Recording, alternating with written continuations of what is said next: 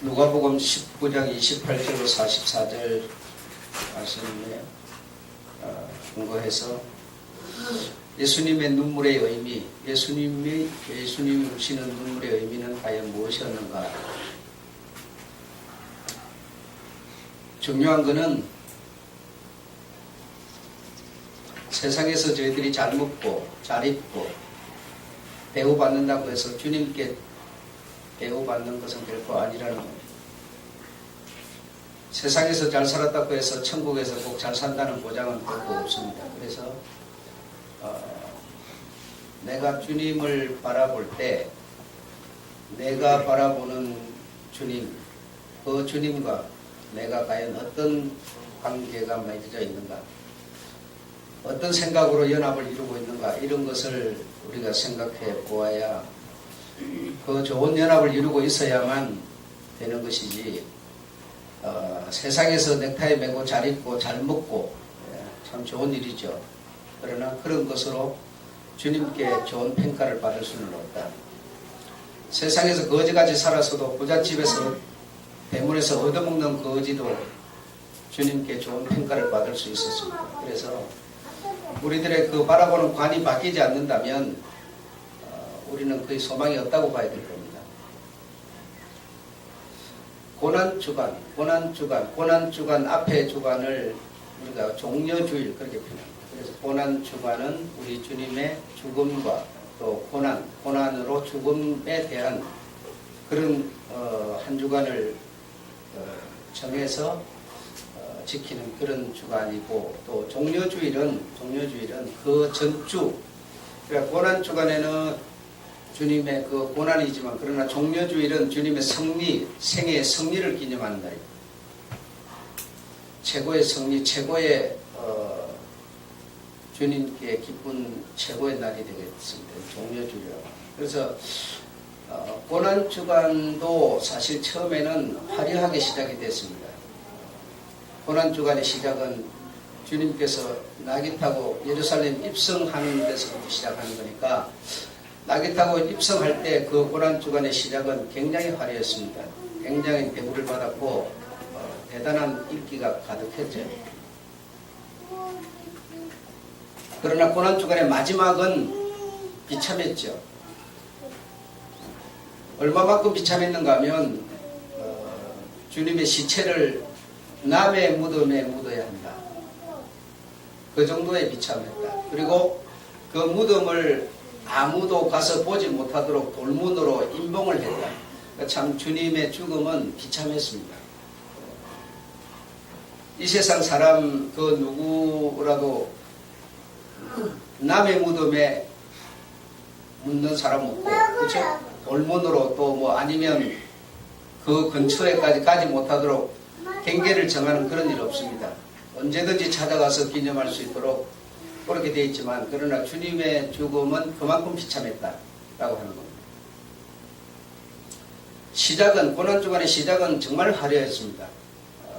바로 왕의 대접을 받았습니다. 왜냐하면 나귀 타고 들어올 때 자기의 옷을 또는 종려가지를 꺾어서 그 나귀가 밟는 그 발에 자기의 옷을 벗어서 깔아서 입성을 맞았기 때문에 이 왕의 맞음, 왕이 입성할 때 맞이하는 그런 영광을 누렸습니다만, 그러나 그 일주일이라고 하는 마지막은 이만큼 비참한 주님의 일주일이었다라고 볼 수 있습니다. 그래서 종려주일, 다시 말하면 이 주님이 그 나귀를 타고 들어오시는 그 날, 그때는 사람의 눈으로 볼 때는 정말 승리 그 자체였습니다. 사람의 눈으로 봤을 때는. 왜냐하면 다 그 주님 입성에 대해서 모두 환호했으니까요. 정말 인간의 눈으로 볼 때는 행복했습니다. 다시 말하면 유대교의 사령부 예루살렘까지 거의 항복했습니다. 얼마나 대단한 승리였는지 모릅니다. 그 예루살렘이 항복했다고 하는 것은 우리가 어떻게 알 수 있는가 하면 마태복음 21장 10절에 보면 온 성이 소동했다. 어떻게 소동했느냐? 호산나 하면서 소동했습니다. 그렇다면 영광, 우리 주님의 오심에 예루살렘 입성의 영광이었습니다. 주의 이름으로 오시는 이 하면서 찬송하고 호산나 하면서 온 성이 소동했으니까 정말 최고의 승리였습니다. 그 다음 두 번째로 요한복음 12장 19절에 보면 바리새인들의 공모가 쓸모없게 되었다. 자기네들이 그렇게 말합니다. 왜 그렇게 말하느냐? 보라, 온 세상이 저를 쫓는도다 그랬습니다. 그러니까 온 세상이 저를 쫓고 이 정도였으니까 최고의 승리가 아닐 수 없습니다. 대단했죠. 예수님의 일행은 예수님과 함께 예루살렘에서 여리고로 있는 그 도로를 통과해서 도성으로 들어왔는데 때는 6월절이기 때문에 많은 사람의 인파가 함께 또는 다른 통로들을 통해서 예루살렘으로 모여들고 있었습니다. 그래서 모든 그 사람들이 흥분했고 또 기념했고 뭐 이런 승리를 축하하는 그런 도성 전체가 축제 분위기였습니다. 그래서 얼마나 주님의 그 종려주일과 고난주간으로 이어지는 바로 그 시점은 이렇게 행복했고 승리의 모습이었지만은 그러나 5일이 지난 주님의 고난주간 마지막은 참으로 비참하기 짝이 없었다. 얼마만큼 무덤이 없다. 그 무덤을 아무도 근접하지 못하도록 했다. 그러니 얼마나 그의 죽음은 비참했는가라고 하는 것을 우리가 이해할 수가 있습니다. 그런데 주님께서 이 종려주일에 종려주일과 바로 고난주간으로 이어지는 요 시기, 이 시기에 예루살렘으로 들어가서 주님은 극적인 사건 하나를 공개하기로 마음 잡수셨다. 종려주일과 고난주간은 바로 맞물려 있는데 이 맞물려 있는 이 시기에 예루살렘에 들어가서 이렇게 환호하고 대접하고 어떤 승리의 축제가 가득한 이곳에서 극적인 어떤 하나의 사건을 공개하시려고 한 것이 무엇이었는가 하면 바로 본문이었다. 낙이 타고 예루살렘 입성을 하려고 하는 바로 그것이었다. 그럼 낙이 타고 예루살렘 입성하는 것은 하나님의 예언의 말씀에 기록이 되어 있습니다. 그래서 스가랴서에 보면 어린 낙이 새끼를 탔도다. 그래서 그 어린 낙이 새끼를 타고 예루살렘 입성하는 그는 누구냐 하면 바로 그들이 기다리고 있는 메시아였다. 그래서 내가 메시아다라고 하는 것을 공포하려고 했던 것이다. 그러니까 여러분 대단한 겁니다. 이거는 그 자신을 지금까지는 경계하고 감추고 지금까지는 계속 알지 못하도록 했지만 그러나 이때 이 마지막 이때는 자신을 공개하려고 하셨다. 공개하려고 하셨는데 내가 메시아다라고 하는 말을 하려는 게 아니라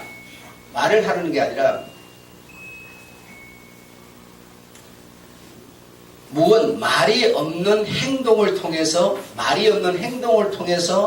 공개하려고 하셨다. 그 말이 없는 행동이 뭐냐? 예언되어 있는 그 내용을 몸소 행동으로 보이신다는 겁니다. 바로 그게 낙이 새끼를 타고 입성하는 것이었다. 그래서 그들은 구약 성경의 예언을 믿는 자들이기 때문에 낙이 새끼를 한 번도 사람을 태워보지도 않은 낙이 새끼를 처음으로 타고 입성하는 그를 보면 바로 그가 메시아다라고 알 거라고 믿을 거라고 생각했던 거죠. 그래서 여러분 주님이 왜 그 낙이 그것도 길들여지지 않은 새끼를 타고 입성을 하는가 이런 것도 우리가 이유를 모른다 이거 왜 그러냐? 그 하필이면 또 말 안 듣는 그 낙이 새끼 타보지 사람 안 태웠으니까 걔가 가만히 있겠습니까? 그러나 한 번도 사람 태워보지 않은 낙이 새끼라도 사람을 태워본 길이 들여지지 않은 새끼라도 예수님이 타셨을 때 요동하지 않았습니다. 아주 고분고분 많이 잘 들었어요. 그 주님 하나님에 대해서 말 안 듣는 것 자체가 있을 수 없는 것이라는 거예요. 그러니까 짐승을 통해서 다 보여주는 거죠. 그런데 말 안 듣는 이가 있다. 그건 누구냐? 바로 인간이다라는 거예요. 인간이 아닌 외 모든 피조물은 창조주에 대해서 말 안 듣는 존재는 없습니다. 오직 인간만이 말을 안 듣는 존재입니다. 인간은 왜 안 듣느냐? 원래 버릇이 나빠 그러냐? 하나님이 근본적으로 인간에게 의지를 주셨기 때문이다. 그래서 그 의지로서 자신이 선택하도록 하신 것이다. 그래서 말을 안 들을 수도 있고 들을 수 있도록 하나님이 허용해 주신 것이다. 누가 사람이 나빠서가 아닙니다. 우리는 자꾸 그렇게 생각하는데 절대로 그런 게 아닙니다. 하나님이 듣든 안 듣든 이걸 허용을 해 주셨기 때문에 사람은 들을 수도 있고 안 들을 수도 있도록 만들어져 있습니다. 그래서 세상에서는 21일을 둘이 하나가 되는 부부날이라고 그렇게 말하죠. 그래 바로 어제입니다. 그러면 주님은 뭘 말하고 있느냐? 하나가 둘이 되는 것을 말하고 있습니다. 인간에 대해서 여러분. 인간은 근본적으로 하나님의 모양과 형상대로 지음받은 하나였습니다. 남자 여자가 따로가 아니에요. 여자를 보고 바로 내 몸이라고 그랬고 여자가 남자를 보고 내 몸이라고 그랬어요. 하나라고 그랬어요. 그런데 그 하나가 둘로 나누어지는 게 바로 인간이에요. 무엇 때문에? 의지라는 것 때문에. 하나님이 그걸 허용을 해주신 것이다 이겁니다. 그래서 둘이 되고 둘이 넷이 되고 자꾸만 이렇게 나누어지도록 만들어놨습니다. 그래서 나라마다 보면 야당 여당이 있고 사람도 어떤 문제 하나를 놓고 옳다 그러다 표현되는 것이 어떤 문제를 놓고 모든 사람이 옳다 그러지 않습니다. 내가 아무리 어떤 사람을 보고 저 사람은 괜찮아 그러지만 어떤 사람은 그 사람을 보고 아니야 별거 아니야 저 사람 쏘은 그렇지 않아 이렇게 다 표현하는 거지 절대로 하나가 되는 법이 없습니다. 인간은 역시 하나가 둘이 되는 존재가 인간이라는 것을 우리는 이해해야 됩니다. 왜 그러냐? 내 마음의 주장, 생각, 감정 뭐 이런 어떤 의지 이런 것 때문에 그렇게 하나님이 허용해 주신 것이다. 그래서 주님이 생각할 때는 내가 성경에 예언된 대로 나귀 새끼를 타고 입성하면 저들이 기록된 그 내용을 저들은 믿는 자들이기 때문에 나가 바로 메시아다라고 하는 것을 인정하고 따를 것이다 라고 하는 생각으로 마지막으로 이제 언제나 주님은 내가 그리스도인 것을 감추라 했지 소문내라 하지 않았어요. 근데 마지막에 이제 정말 그 고난 주간에 당하는 그 바로 시작에서 주님이 그런 무언극으로 말이 아닌 행동으로 자신을 보여주셨지만 사람들은 역시 그 자체도 인정하지 않으려고 했다라는 겁니다.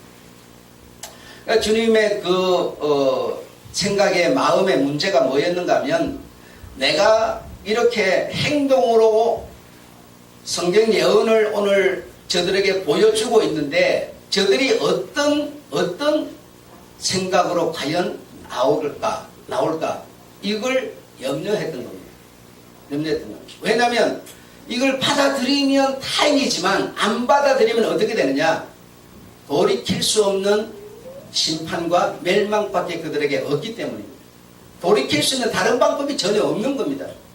그래서 저들이 받아들이면 정말 다행이지만 내가 이렇게 메시아임을 이렇게 이제 정말 증거를 행동으로 하는데 자기 입으로 내가 잘났다 못났다 이런 표현이 아니라 성경의 예언을 그대로 이제 행동으로 보여주시는데 저들이 만약에 이 내용을 받아들이지 않는다면 어떻게 되겠습니까?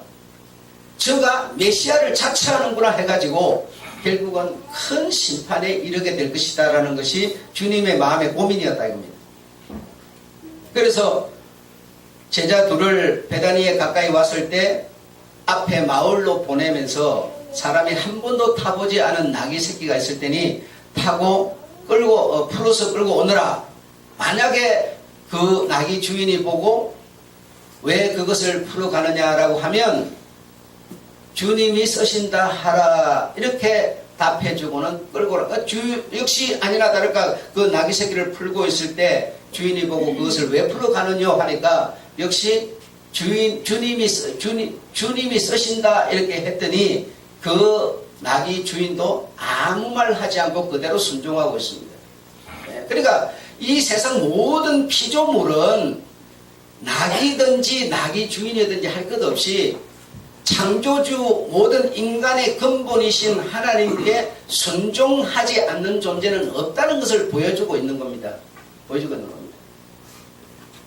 그래서 그것을 끌고 와서 주님이 타고 이제 입성을 하게 됐는데 입성할 때 제자들이 자기의 옷 겉옷을 벗어서 그 나귀가 밟는 발마다마다에 깔고 막 백성들은 종려가지를 깔고 호산나 막 찬송을 하면서 막 정말 왕의 입성으로 대축제가 벌어졌지만 주님의 눈에는 눈물이 고이고 있었다. 주님은 예루살렘에 입성하면서 예루살렘을 바라보시면서 울고 계셨다. 그 눈에서 흐르는 눈물의 의미를 사람들은 여러 가지로 표현을 한다. 이렇게 환호를 하고 대우를 하고 맞아들이니까 기쁨의 눈물로 표현하는 사람도 있지만 그러나 주님의 눈에 흐르는 눈물의 의미는 그런 게 아니었습니다. 지금 제가 앞에서 말했던 것처럼 주님의 마음의 문제는 무엇이었는가 하면 내가 무언극으로서 지금 메시아임을 지금 증거하고 있는데 만약에 저들이 받아들이지 않는다면 저들에게 있는 것은 멸망과 심판밖에 없다고 주님은 생각했던 겁니다. 그런데 주님께서 예루살렘에 딱 들어오셔서 예루살렘을 바라봤을 때 저들이 나를 받아들이지 않는구나라고 하는 것을 보셨습니다. 뭘 통해서 여러분, 뭘 통해서 이걸 보셨을까요? 현실은 지금 주님이 입성함에 대해서 엄청난 축제, 그를 바로 왕으로 지금 대우하여 받아들이고 있는데 주님은 그런 것을 보면서 주님은 왜 저들이 나를 받아들이지 않는구나라고 하는 견해로 그것을 이 예루살렘을 바라볼 수 있었을까? 네. 중요한 얘기죠. 바로 그것이 오늘 우리들이 신앙생활하는 모습과 일치하고 있다. 그래서 행복해서 기쁨의 눈물이 아니라 첫째로는 예루살렘이 끝내 하나님의 복음을 받지 않을 것을 보셨습니다. 하나님의 이 귀한 복음을 다시 말하면 자신을 메시아로 받아들이지 않을 것을 그 주님이 보셨다는 겁니다. 그래서 겉으로는 현실적으로는 굉장한 환호를 하고 있고 축제를 벌이고 있지만 저들의 마음은 내가 저들을 바라보는 그 관과 다른 관을 가지고 그들은 그런 행위를 하고 있는 것을 주님은 보신 겁니다. 바로 그게 오늘 우리의 뭐죠? 신앙이죠.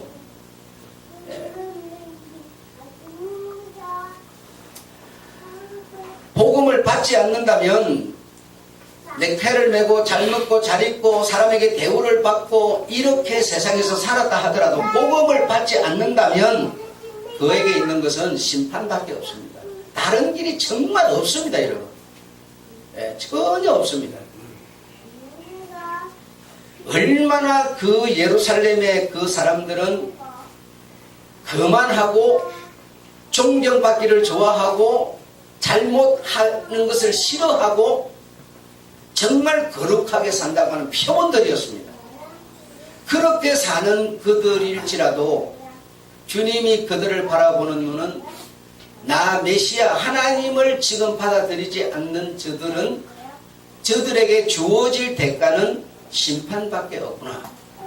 이것을 주님이 보셨으니 어떻게 기쁨의 눈물을 흘릴 수가 있겠습니까? 하나님은 우리의 마음을 저들이 지금 춤을 춘다면 춤을 추는 그 마음을 보시는데 사람들은 춤을 추는 것만 보지만 춤을 추는 저 사람의 마음을 주님은 보시는데 우리가 주님께 11조를 드린다 생각합시다. 11조를 드리는 저 사람이 얼마나 돈을 많이 벌기를 목사가 볼 때는 목사가 사람의 눈으로 볼 때는 저 사람이 참 정말 좋은 믿음을 갖고 있네 이렇게 보지만 주님은 11조를 드리는 그 마음을 보기 때문에 11조를 보면서 주님은 우시는 거죠. 축제를 벌이고 있는 그들이 그 온 성이 소동하고 있는데 소동하는 그들의 마음을 주님은 보니까 내가 가진 저들을 바라보는 것과는 너무나 다른 측면에서 축제를 하고 있었습니다. 그래서 주님은 슬픔의 눈물을 흘리고 있었던 거죠. 그래서 언제나 주님이 우리를 바라보는 것은 행위를 보는 게 아닙니다. 행위를 가진 그의 마음이 무엇인가, 어떤 마음을 가졌길래 저런 행위를 하며 어떤 마음을 가졌길래 저런 말을 하는가를 주님은 보시는 겁니다. 중심을 보시는 것이죠. 그러나 사람은 중심이 아니라, 중심은 감춰져 있는 것이니까 보이지 않지만 행위만 보이죠. 그래서 행위만 가지고 사람은 판단을 해버리죠. 예, 주님과 우리의 다른 점이 바로 그런 겁니다. 그래서 축제 벌이고 온 성이 소동하는 그 사람들을 보니까 그게 곧 예루살렘이라는 건데, 예향교회 하면 뭡니까? 이겁니까? 여러분이 바로 여러분의 예향교회죠. 여러분을 보니까 예향교회는 이렇게 되는 거죠. 예루살렘에 모여서 소동하는 그 군중을 보니까 예루살렘은 이렇게 되는 거죠.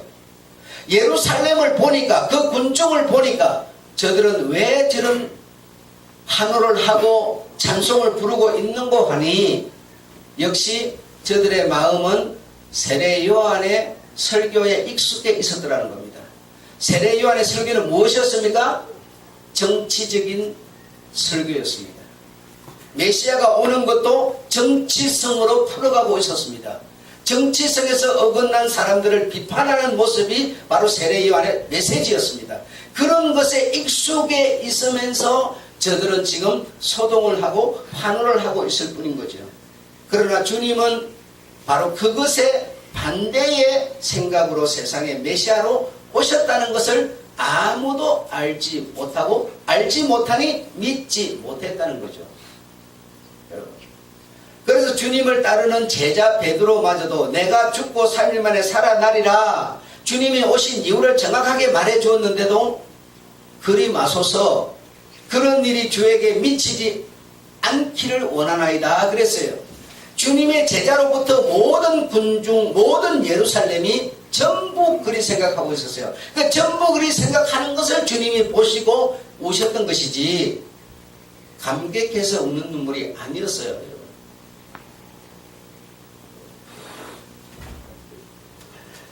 그러므로 나귀처럼, 나귀를 그동안 키운 주인처럼 만물은 모두 복음이라고 하는 하나님을 받아들이지 않으면 파멸과 심판뿐이지만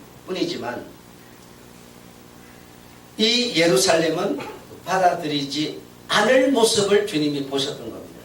다른 성읍들이 복음을 받아들이지 않으므로 매래지고 망한 것처럼 이 도성 예루살렘도, 예루살렘 사람들도 역시 다른 성읍들처럼 받아들이지 않을 것을 보셨습니다. 그래서 주님은 우셨던 거예요. 여러분이 여러분 가정에서 여러분의 자녀를 볼 때, 자녀가 주일도 안 지키면서 어디가 돈벌이나 해오면 웃고 있는 부모라면 그 부모와 그 자식은 같은 수준이에요. 돈을 벌어오는 것 때문에 그 부모는 울어야 해요. 안 부러우고 차라리 그냥 난도질을 하고 다니면 안 울어도 되지만, 그러나 돈을 벌어오는 그런 이쁜 일을 하고 있는 것 때문에 부모의 눈에서는 눈물이 나야 돼요. 그러나 우리는 역시 사람 수준으로 행동해버리고 생각하는 거예요. 때가 되면 언젠가 되겠지라고 생각하는 그런 막연한 생각을 하는데, 그 사람에게 그 때는 이미 지나갔어요. 때는, 나에게 때는, 여러분에게 때는 여전히 멈춰주지 않습니다. 때라는 것은 지나가 버리는 것이고 기회라는 것은 지나가 버리는 것이지 멈춰있지 않습니다. 지금 내가 구원을 받지 못하면 내일이라는 것은 내게 존재하지 않습니다. 바로 그런 거로 때라고 그러는 겁니다. 이것을 헬라어의 번역으로 카이로스, 지나가는 때를 말하는 것이지 멈춰있는 때를 말하는 게 아닙니다. 여러분. 지나가는 때를 말하는 거예요.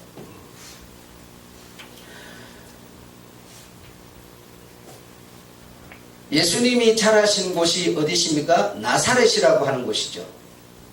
예수님이 성장하신 나사렛에서 4마일 떨어진 곳에 세프라스라고 하는 성읍이 있는데 그 성읍에는 누가 살았는고 하니 열심당들이 살았어요. 열심당들이 행명을 꿈꾸면서 언거하고 살던 곳이 세프라스라고 하는 성읍인데 예수님이 오시고 6년 후에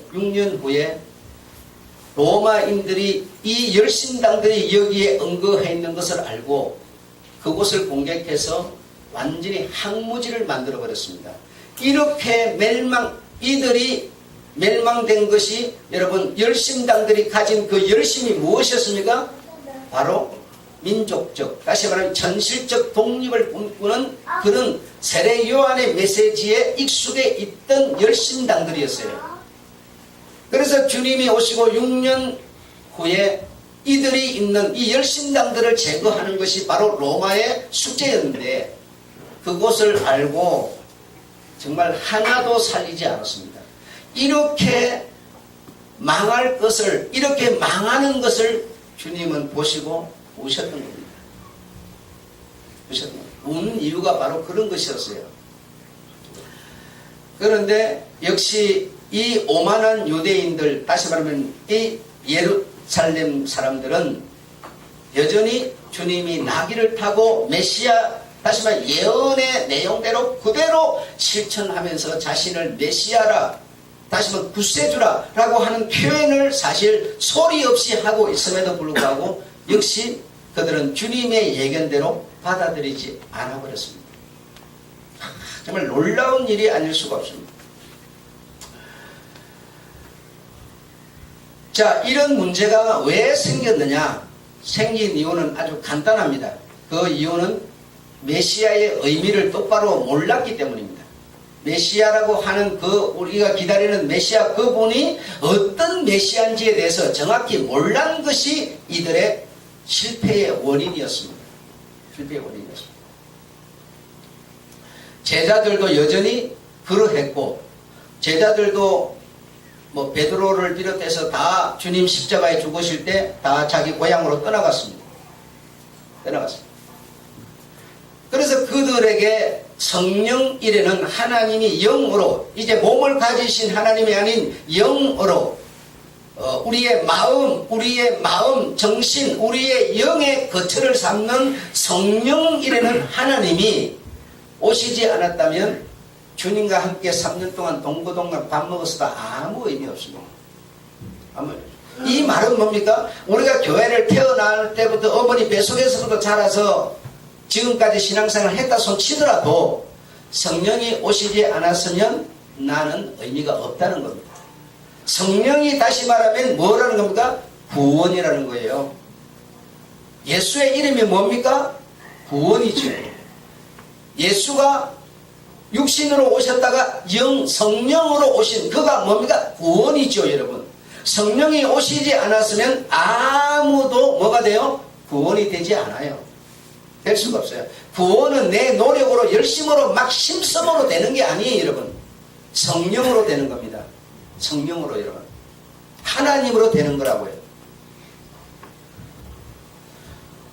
참 목사님 얘기 들으면 답답하네. 도대체 잡히는 게 없네. 예, 영의 세계는 잡히는 게 없는 겁니다. 여러분, 솔직히 여러분이 예수님이 말씀으로 여자의 뱃속에 잉태된 거 믿는다 아멘 하지만 여러분 인간의 이성으로 정리됩니까, 여러분? 바로 이게 복음이라는 거예요. 그가 여러분 죽는다. 똑같은 죽음은 똑같은 죽음이지 그의 죽음은 우리의 죽음과 다르다. 이거 여러분 이해되지 않는 소리입니다. 그가 죽었다가 살아났다. 여러분 사람이 죽으면 끝이지 어떻게 살아납니까, 여러분? 여러분 그거 믿고 여러분 가능하겠어요? 그거 믿기는 하겠어요, 여러분? 믿는다고 입은 분명히 아멘 하지만 전혀 지식으로 정리되지 않는 거예요. 그게 정리되면 내가 인간이 아니에요, 여러분. 같은 신의 수준에 가야만 그게 정리가 한눈으로 쫙 바로 보이는 거예요. 자, 주님이 재림한다고 그래요. 지금 지난주 두 번에 걸쳐갖고 주님 마지막 오심에 대해서 지금 설교가 나갔는데 여러분 들었지만 전혀 삶에 감각이 없습니다.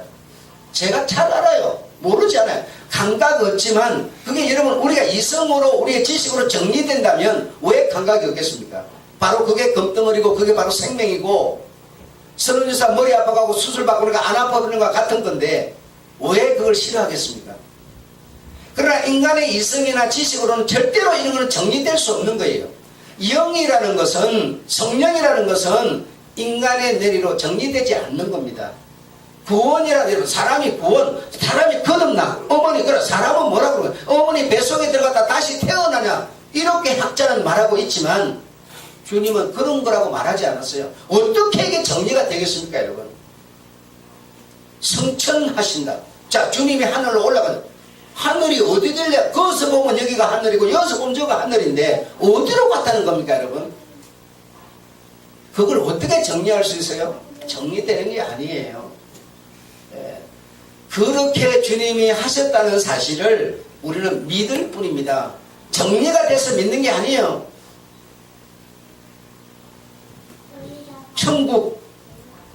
천국은 여러분 기록이 없는 것을 보고 그냥 막연히 믿으라고는 그것도 아니에요. 있지만 그것도 우리가 정확하게 눈에 보이는 미국이 비행기를 타고 12시간 날아가면 미국이 있는 것처럼 그렇게 정리할 수 없어요.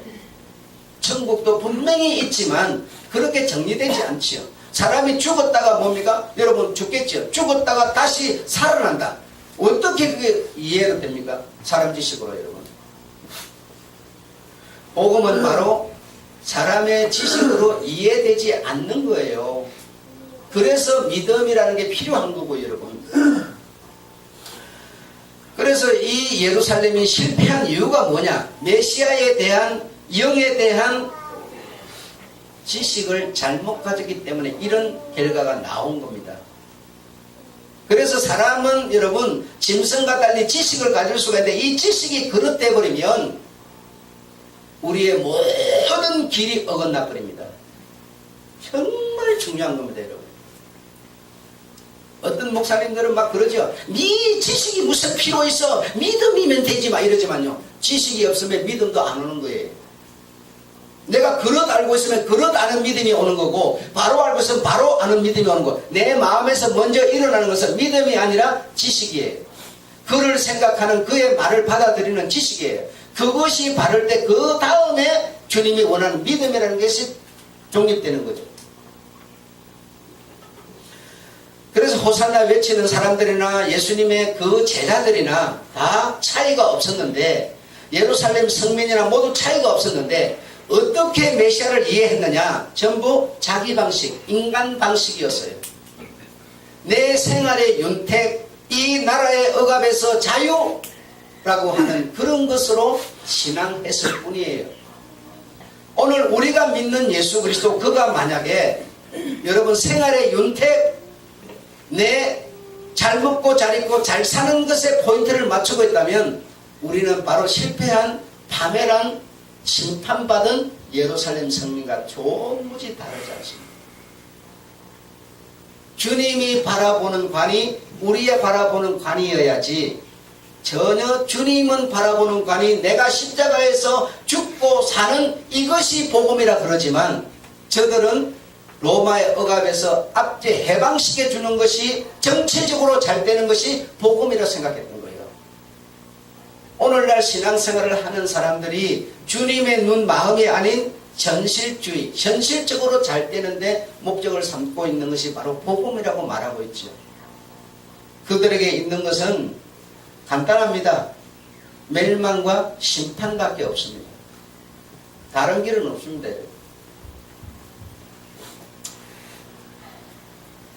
그들이 가진 사고방식, 그들이 가진 견해, 그들이 가진 방식은 전부 자기 방식, 인본주의, 인간적인 방식, 그런 방식이었습니다.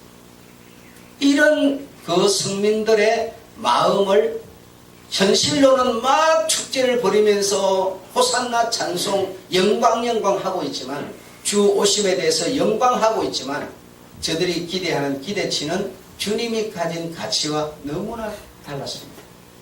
바로 그게 주님의 눈에 흐르게 만드는 눈물의 의미였습니다. 그러나 우리는 영적인 의미 때문에 정말 기뻐하고 감사하는 게 아니라 우리는 신앙생활을 우리는 그저 전부가 현실적으로 뭔가 잘 되면 기뻐하고 감사하고 있을 뿐이에요.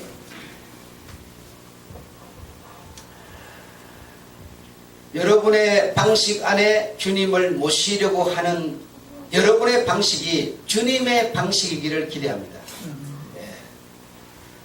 내 생활의 태도와 윤택을 위해서라고 생각하지 말고, 제한 짓는 사람들에게 하기 위해서라고 생각하지 말고, 죄라고 하는 것은 여러분 다 생각하는 기준이 다르기 때문에 죄가 되는 겁니다. 내가 가진 기준은 여러분이 가진 기준과 다르기 때문에 그 가운데 발생하는 게 있는데 그게 뭐냐? 죄라는 겁니다. 그런데 우리는 죄를 안 짓는 것을 위해서 신앙생활하는 사람이 굉장히 많은데 정말 우습고 어처구니 없는 겁니다. 잘 먹고 잘 사는 사람 되기 위해서라고 하는 그런 방식 안으로 주님을 끌어들이지 마시기 바랍니다. 내가 저 사람과 관계가 좋지 않으면 거기서 발생되는 게 죄라고 여러분이 믿으신다면 그거 없애려고 주님 끌어들이려고 하지 말고, 내가 저 사람을 위해서, 내가 이리 하면 저 사람이 편해지겠구나 싶어서 저 사람에게 잘해주고, 저 사람이 나에게 잘해주고 그러셔야지 거기다 주님을 끼워 넣을 필요는 없습니다. 여러분 이해가 되셨으면 좋겠어요. 종료주일의 행복과 영광이 바로 십자가의 비극으로 바뀌는 데는 5일밖에 안 걸렸습니다.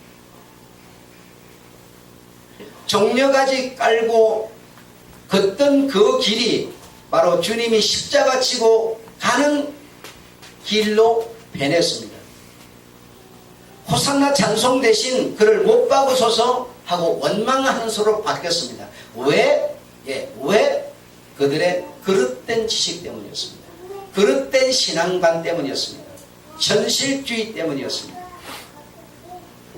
성경에서는 가부, 두렵돈 내는 가부도 주님께 큰 칭찬의 평가를 받고 있고, 부잣집 대문에서 계속 얻어먹고 있는 거지도 주님의 평가는 위대한 평가를 내리고 있습니다. 주님의 그 바라보는 관과 우리의 바라보는 관이 같을 때 주님이 바라는 신앙이라는 게 성립된다는 사실을 이해해야 합니다.